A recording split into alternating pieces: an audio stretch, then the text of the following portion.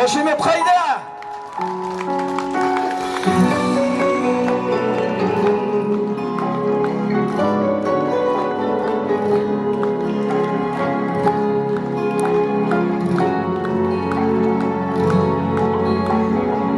Анамды жылатпағаның үшін, рухымды құлатпағаның үшін, рахмет әке. Талымды бөбектегенің үшін, жамандық үйретпегенің үшін, рахмет әке. Қорғансыз тастамағаның үшін, ниетті бастамағаның үшін, рахмет әке. Ең жақсы адам болғаның үшін, атамнан адал болғаның үшін, рахмет әке.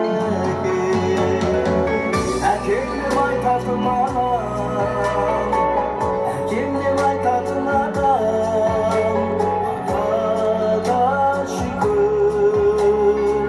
Әкемнің раббысы болған, әлемнің раббысы болған, Алла шүкір.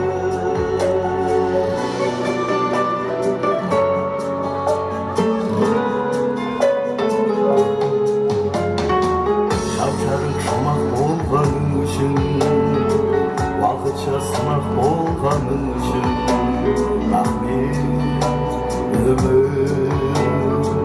Тағдырды таңдамайтының үшін, анаммен таныстырғаның үшін, рахмет өмір.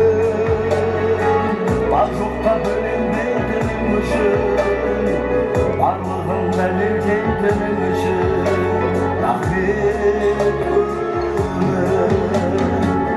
Әкем деп